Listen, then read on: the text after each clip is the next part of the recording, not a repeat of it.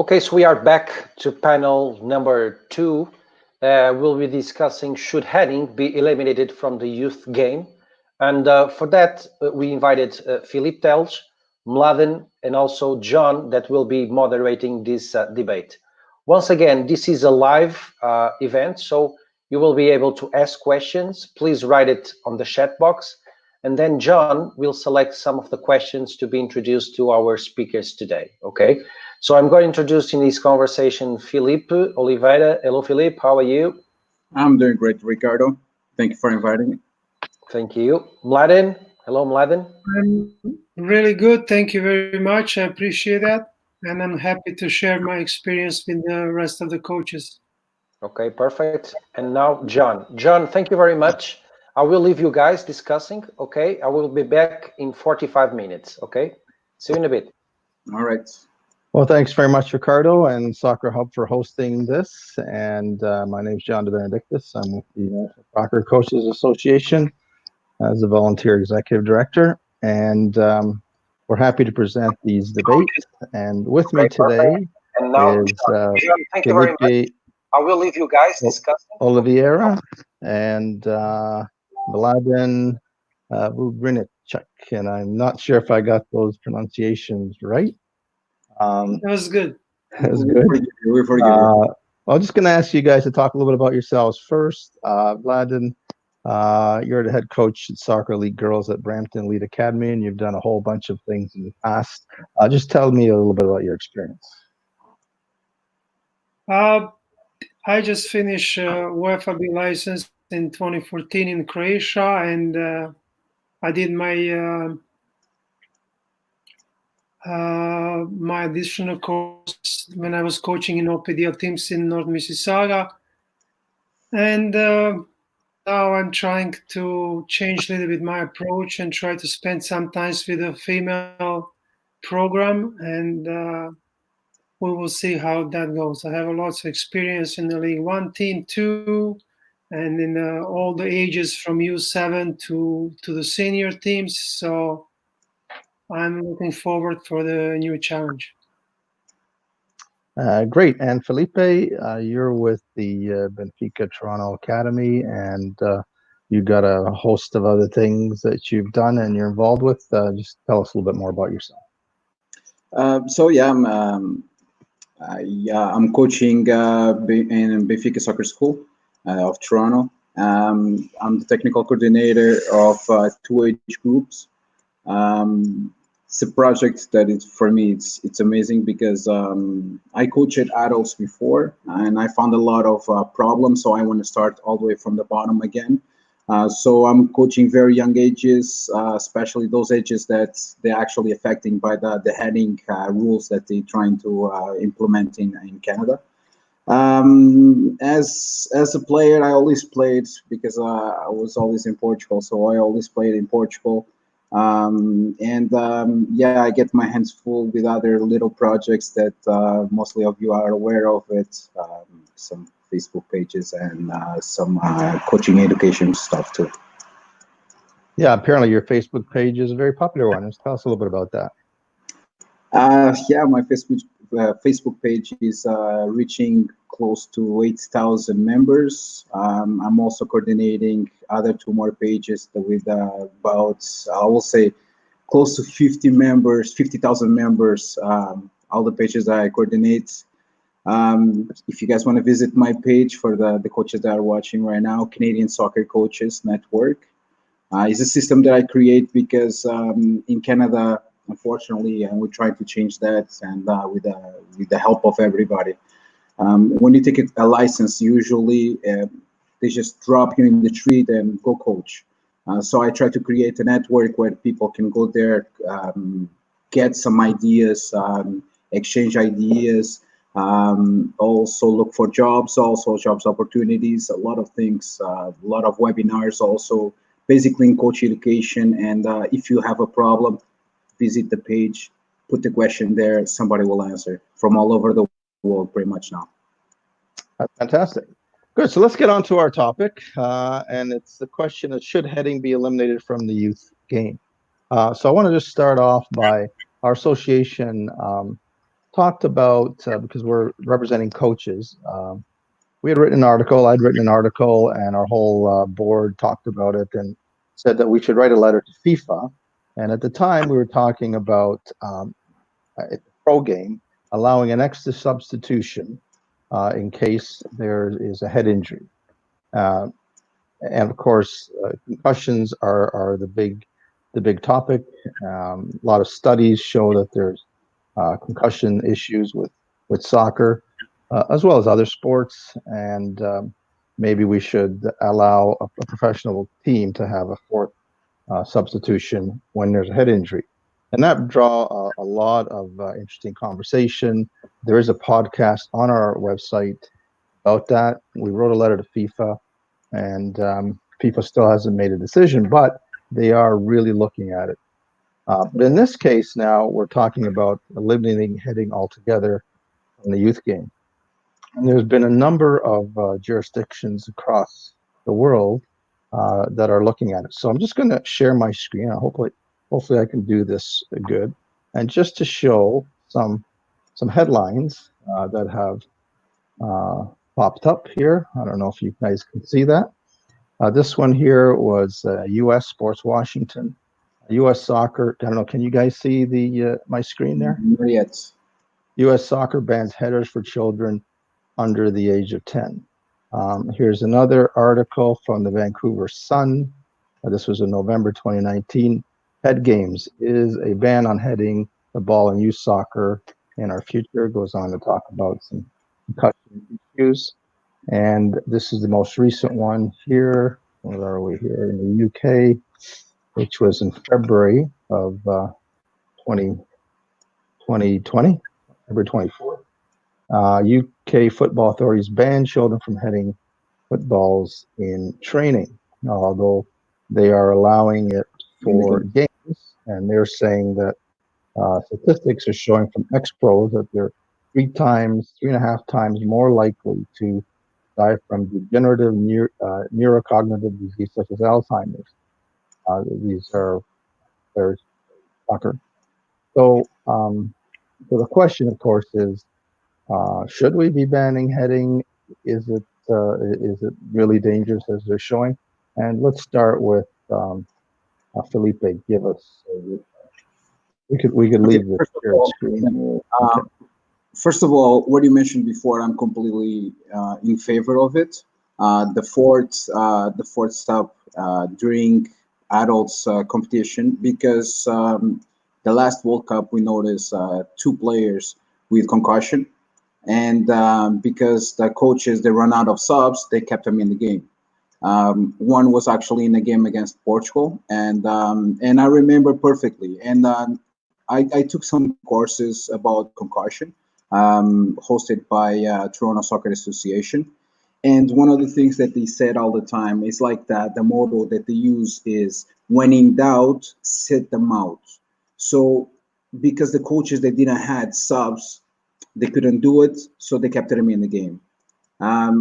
Luckily for the players and luckily for everybody that was watching the game, nothing else happened, and the players were able to finish the game, and they are healthy. But let's imagine that something really bad happens. The moment, because the coach was not able to replace the player, he had to make the tough decision of keeping in the game. We talk about adults.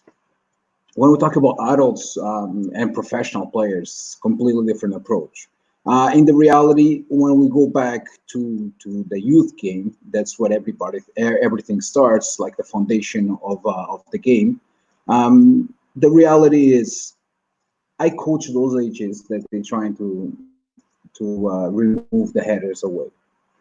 And how many headers do you have a game? How many?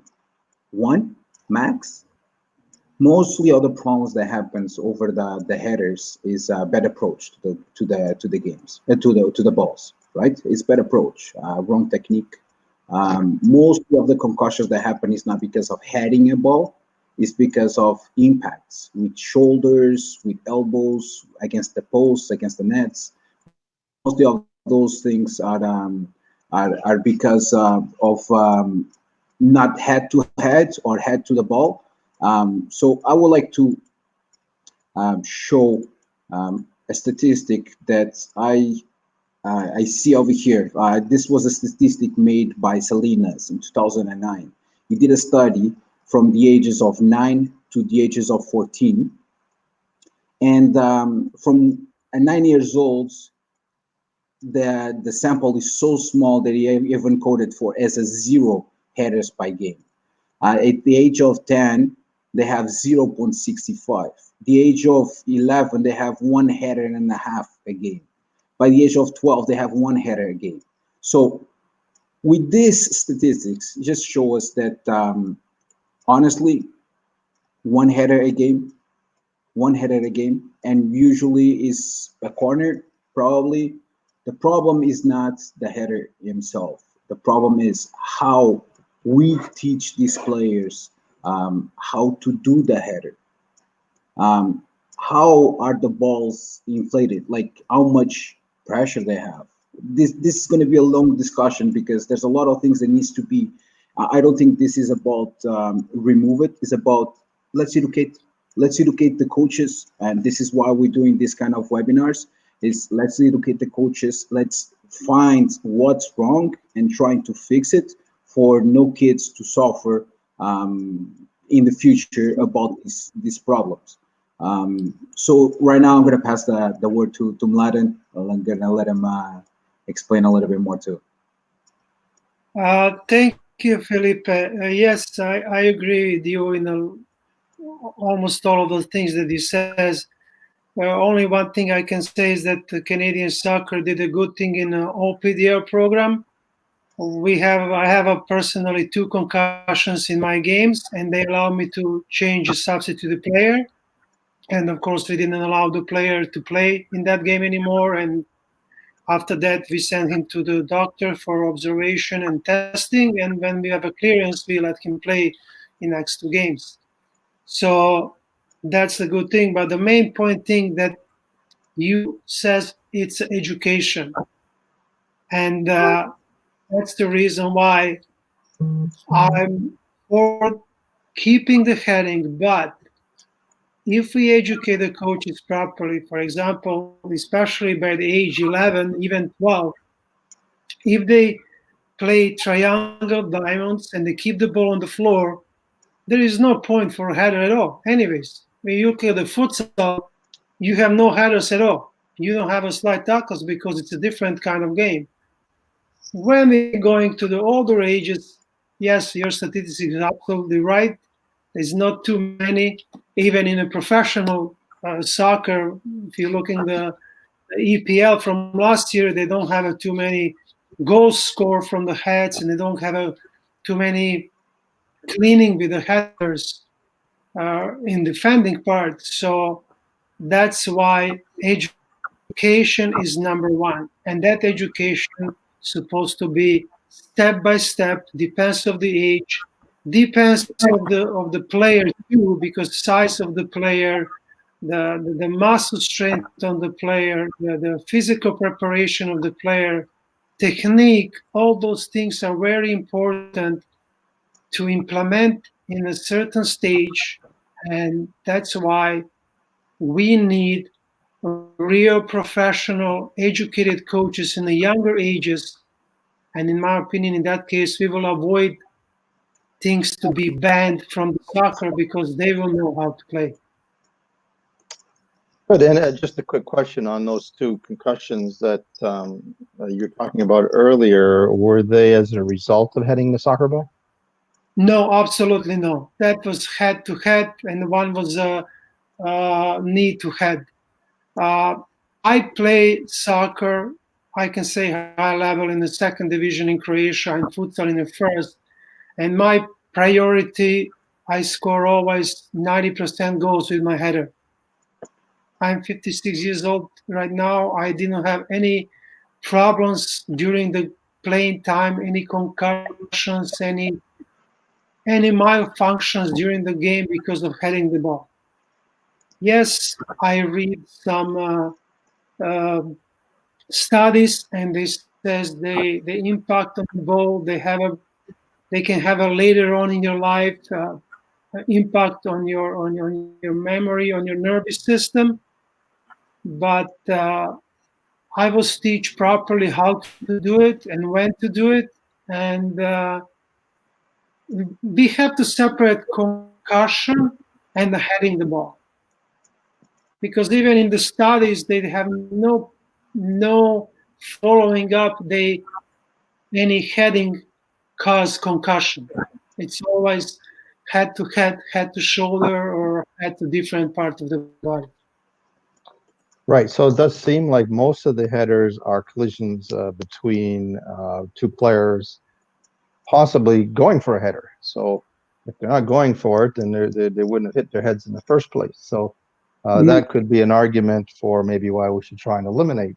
Yeah, heading. not necessarily. Not necessarily. There was a study made by Shimpas in 2018 that showed that the most common head injury came from a head to elbow. In female soccer, the most common is head to head, but after the average, all the let's say the majority of the injuries, it came from head to the floor and head to the net, and also head to the legs. But that means that not necessarily was trying to dispute the ball in the air. So I head to the floor, it could be just that contact. I had one player that I set him out over the season because not that I was thinking and nothing happened to the player. It was not a concussion, but it was just for precaution on my side and to save the player all the time. There was a player running to the net. Defender came from the back. He knew that he couldn't stop the player. He pushed him on the floor. Head bang on the floor. As precaution, I stopped him and I set him out. But you see, this is not actually a head movement. He was not trying to head the ball. It was just he got pushed. He got pushed on the floor. Some players get pushed against the goals. Mostly of the impacts that we see that not necessarily comes from the heading movement. It can be any kind of interaction. People can have concussions getting out from bed. People can have concussions in bed. You know that 500,000 kids visit the hospital until they are 40 years old. You know that, with head injuries? 500,000. And you ask me, why that big number? I will tell you, when they learn how to walk. When they learn how to walk, how many kids they fall down? How many kids they bump their heads against sofas, tables, and all that? 500,000. 500,000 a year, they go to the hospital. It's a big number. It's a big number. And from those 500,000, there's a study that, like I said, I went to View. I can tell you exactly the name of the hospital, but there's a study that I would like to show you also, and that it proves that soccer in boys are actually the fifth sport with concussions. There's American football in first, there's girls soccer in second, okay, and after comes boys wrestling and all that. So we're not talking about soccer as a sport that is going to guarantee somebody's going to get a concussion. I played 14 years in some good level also, and I never saw concussion in my field. Never. I never actually saw a concussion happening while I was watching a game as a coach or as a player. I never saw it. So it's something that we need to work on. And once again, I do believe if the technique is teach to the players, of course, we're not going to be doing exercises of just heading for 20 minutes. No, that's ridiculous. But once again, we need to go back to the education. But 1-2 minutes a practice, or 1-2 minutes every week, 2-3 minutes, something like that, adds to the technical aspects of the game. Ball mastery, also do some head mastering. But how you do it? Different balls, sponge balls. You can start using sponge balls in very young ages. When you do sponge balls in very young ages, they actually have fun, right? Lighter balls. Another thing that I noticed, and this is a big thing, is like I told you guys, I played back home. Okay, I played in Portugal, and everybody that when I come over here and I saw all the balls, they look like rocks. They look like rocks. All the coaches, they fill up they pump those balls like rocks. No, the balls actually, I have one over here. I have one over here, and I can show you. Here, okay. There's actually the pressure, okay?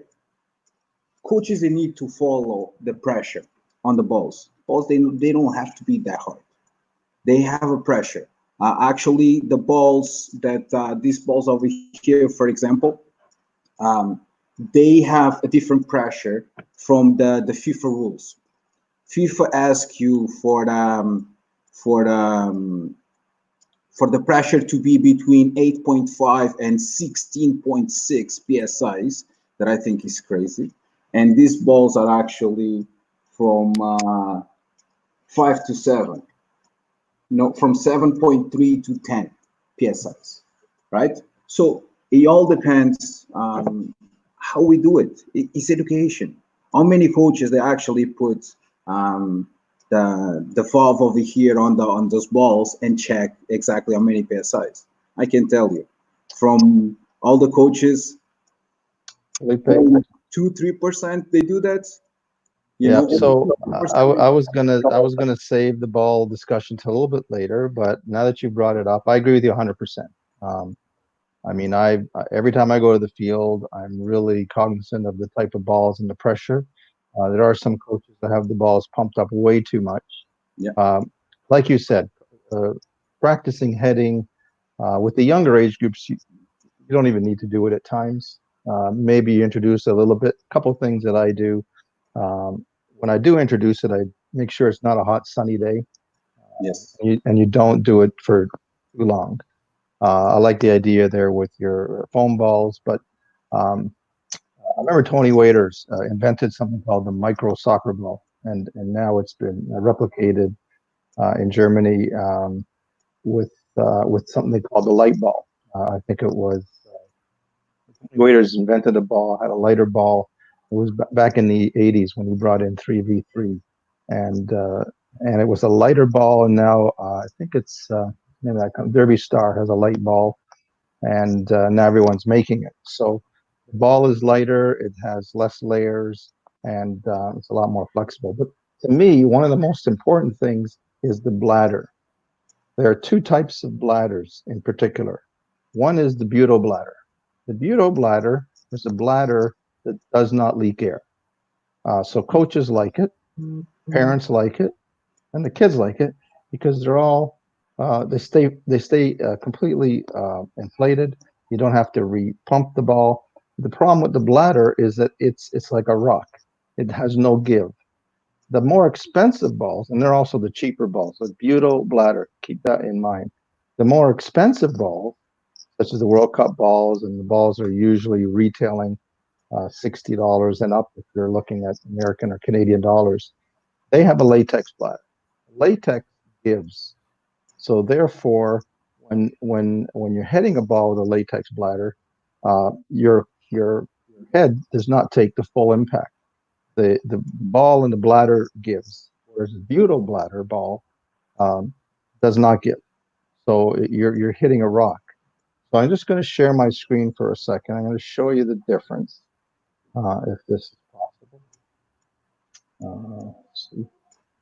And okay, I'm just going to go to, and you see this ball here.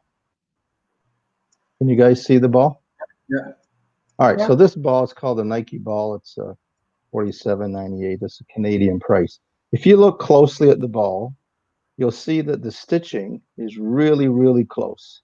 If you were to count the number of stitches in each panel, you're probably hitting 20 or so. This type of ball is always a buto bladder ball, which means it's not going to, here's another one, it's not going to give.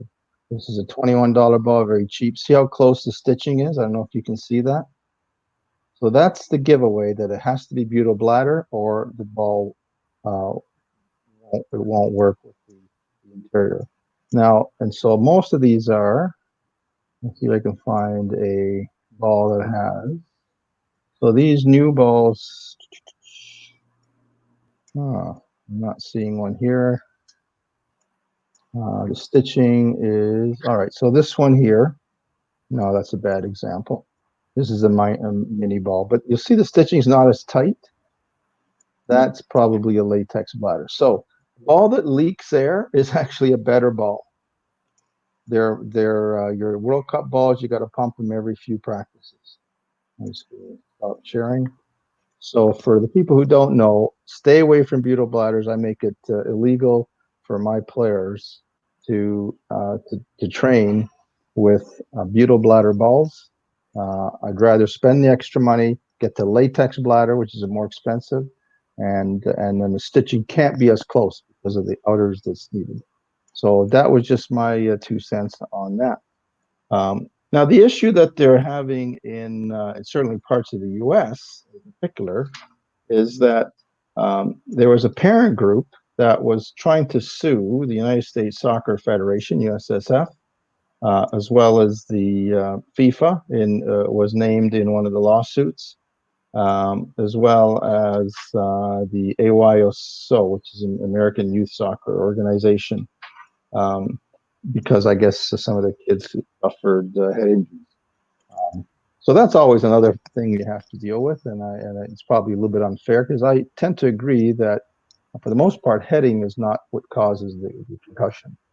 Your thoughts on that, and how do we deal with those types of issues? Start with Vladen. Yeah, so I was just, now you remind me, I was just reading recently one interview with one of the American soccer players that she got a 4 concussion in 2 or 3 years, and all when she was playing in the college and national team and for her club, and all those concussions came from direct impact with other player, or head to head, or head to shoulder, or she was pushed down and he hit the floor.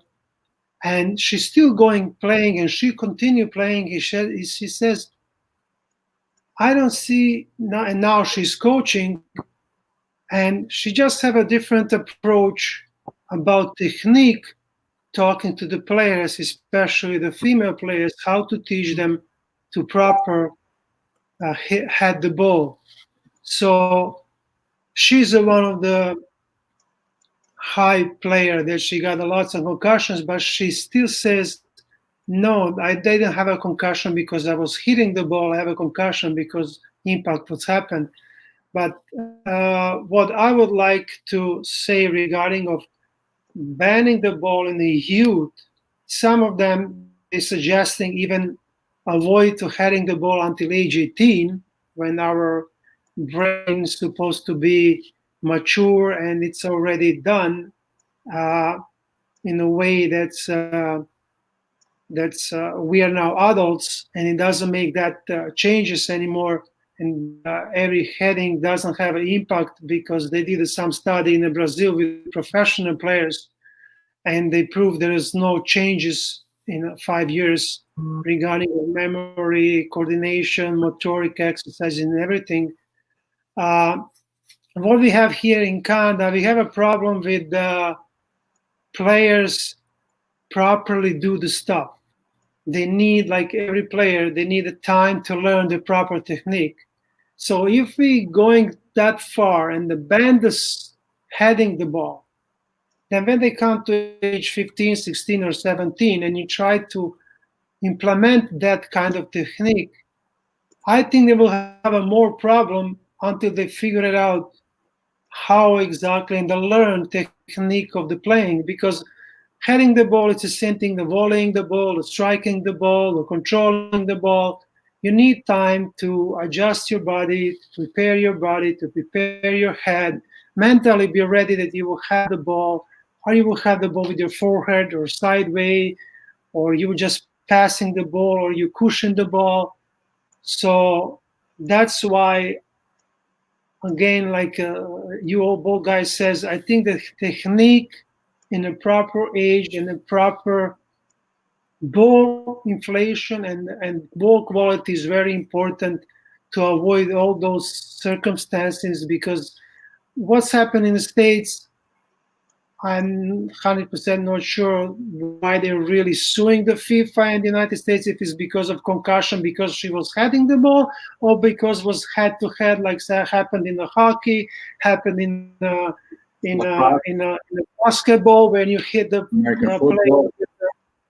happening in every single sport which is connected. So I don't know. What do you guys think about it? Well, I think there's an amount of risk involved in all sports, for that matter. And in fact, what you were saying even in the UK article that I brought up earlier about them not having heading, they did say in the article that there actually is no evidence that the ball is to blame. And I think when you're looking at a lot of these people who are now in their 60s and 70s who are having Alzheimer's, maybe played soccer, back in those days, they were playing with soccer balls that were heavy. They had leather, they absorbed water, or they had, if you remember, the molded balls that had, they were like rocks as well. So if we're studying those people 40 years later, if we use better balls, but I am worried about the quality of the balls the kids are using. And then someone else here mentioned, I'll get to you in a second, Felipe.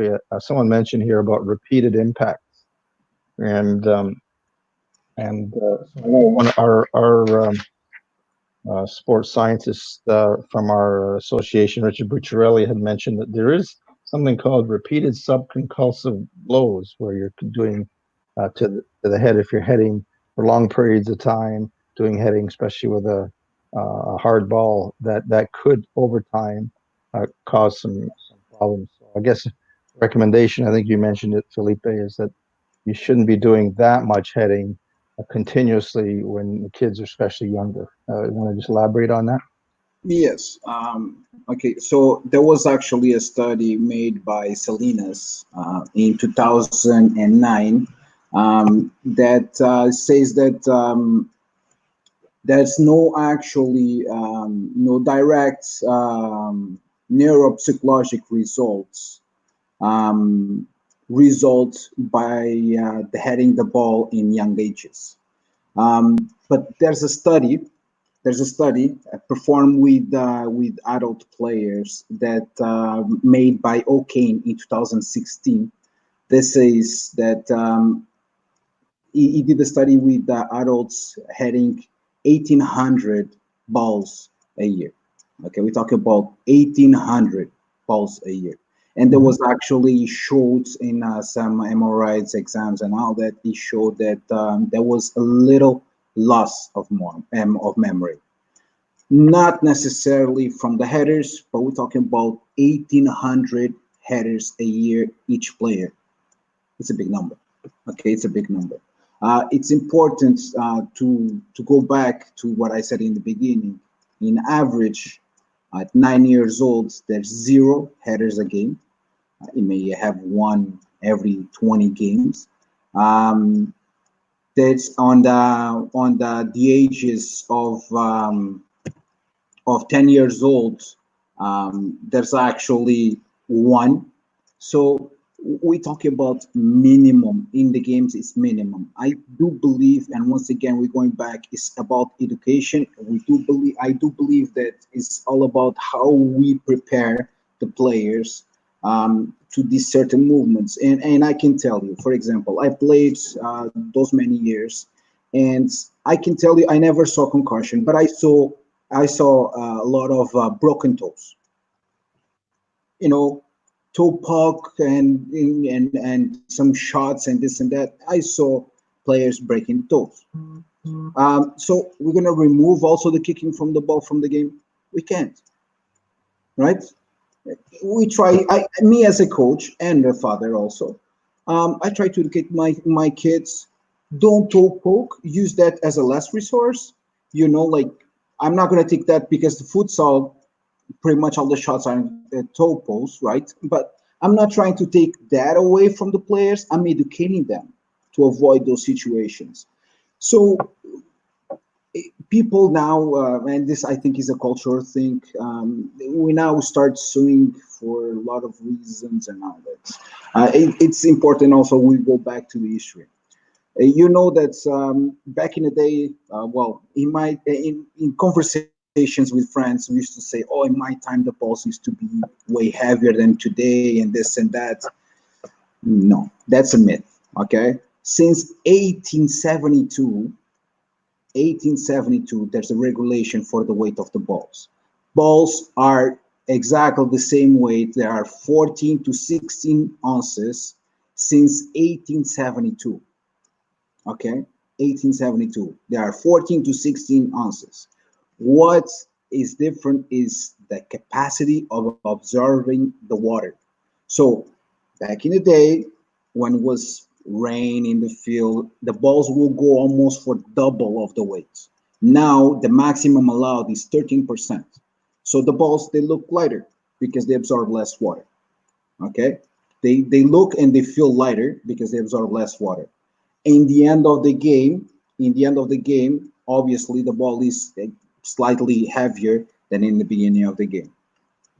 But all these studies is important that we mentioned, and I was sharing my screen over here a while ago. Okay, so all these studies, and once again, now I know the name is Allen Bloorview, amazing hospital that we have for the trauma center in Toronto. They do a lot of studies and they do a lot of coach education programs also connected with TSA. So there's no actually evidence.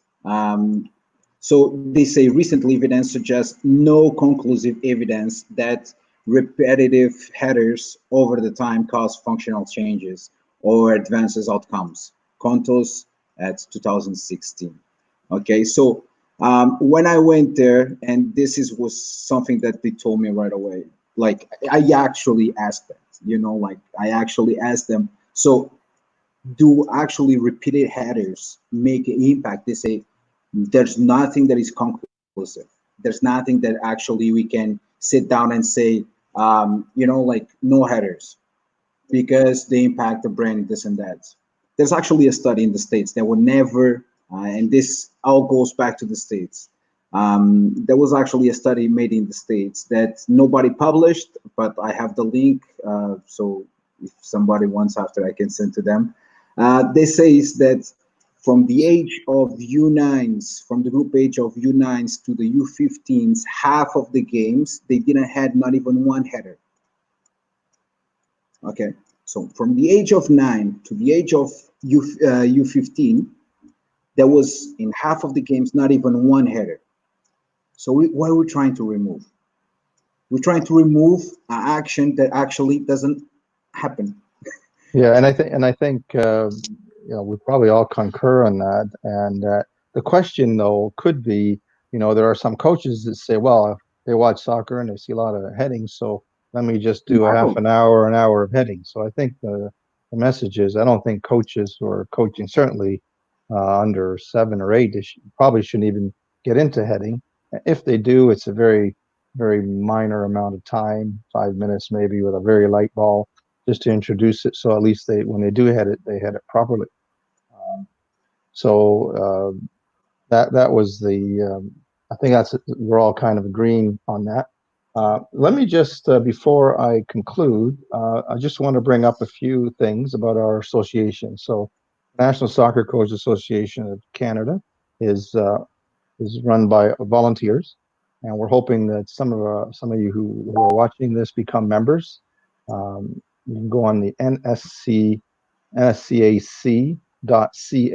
and you can join up to become a member. In our members area, there's a number of videos that are only available to our members. Some of the things that we've done, for example, we ran the convention last year. We had Portuguese assistant coach came on.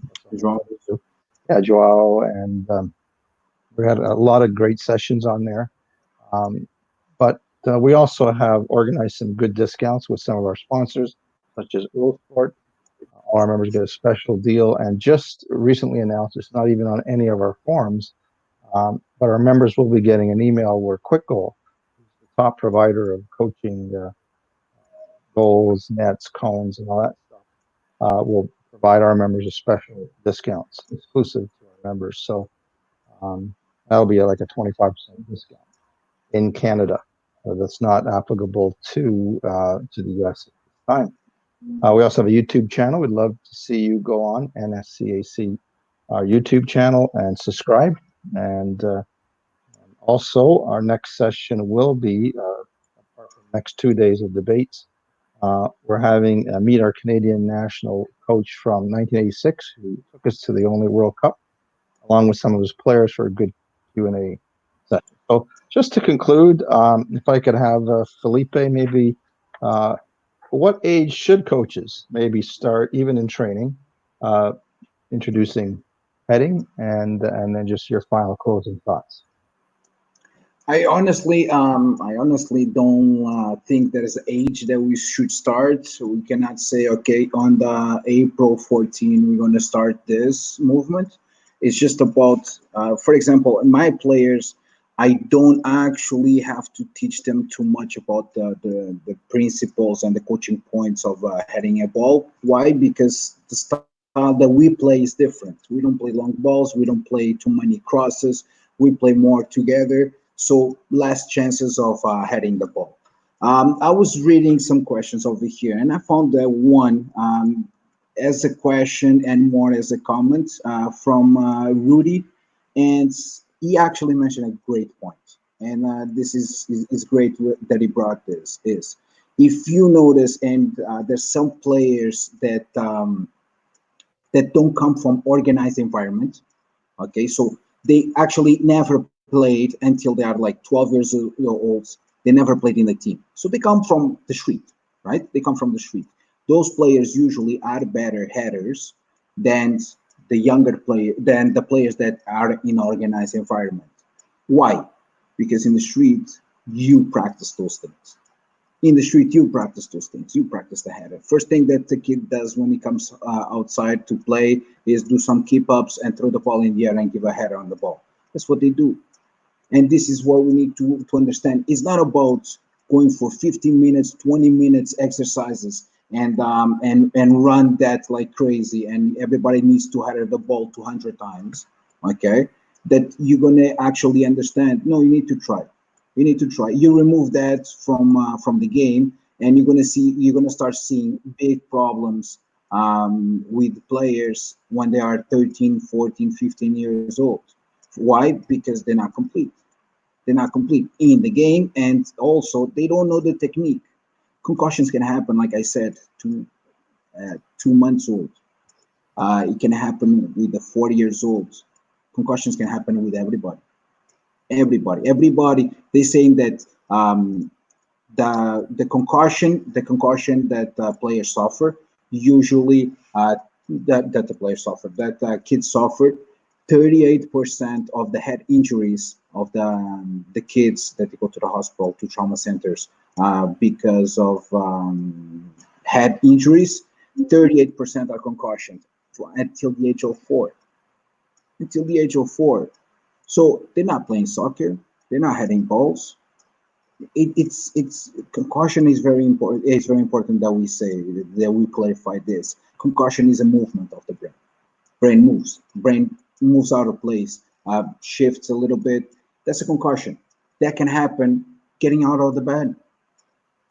So I will say introduce 8 years old, 9 years old foam balls, very beach balls. You know, the very light balls from Dollarama. You can get them.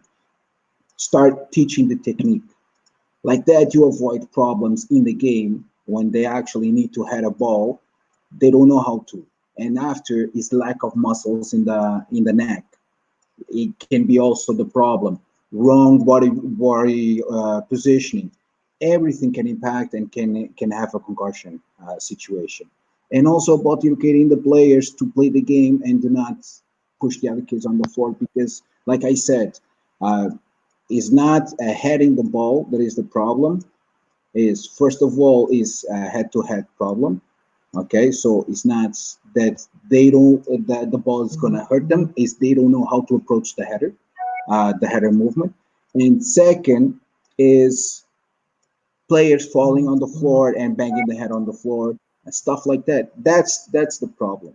That's the problem. Is let's try to avoid head contacts on the floor, not heading on the floor and pushing from behind and all that. Why? Because we come from a background that everybody likes to competition environment and all that, and the pressure is so high that sometimes the kids they break down over the game, and because the things are not going well, they just push each other, they just tackle each other, they just those are the problems. If we're removing the slide tackling away from the games, that's great. We did already in some leagues. There's already no slide tackling allowed, especially on indoor. But there's other stuff that we need to take care. There's other stuff like pushing from the back.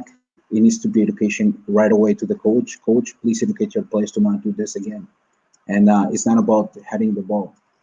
There's way more situations of head against the floor than head to the ball over the games. Yep. And the game would be completely different without heading, wouldn't it? Completely. I noticed Rudy's comment there. Hello, Rudy. He and I worked together at a camp in West Virginia. Nice to see you on. Hope you're doing well. Ladin, you might want to just wrap up. Same thing. Question to you. When should we introduce heading?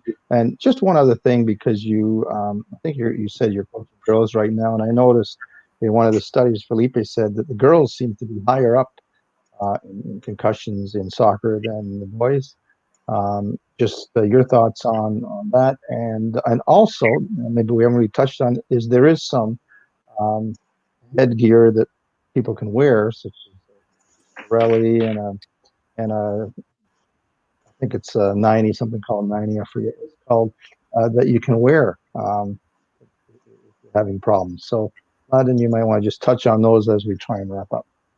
Yeah, really talking about the girls, that's true because female strength, neck, muscle mass is not that like in a male, and that's why it's almost 1-2 impact have a more on their tissue, damaged tissue, than on the male side, and that's the really problem that coach is supposed to be careful when they teaching the female players to make sure that their neck is more strength, more stronger, and of course it's in my opinion they're supposed to go maybe 1 year after when they're more stronger, that they learn more during the practices.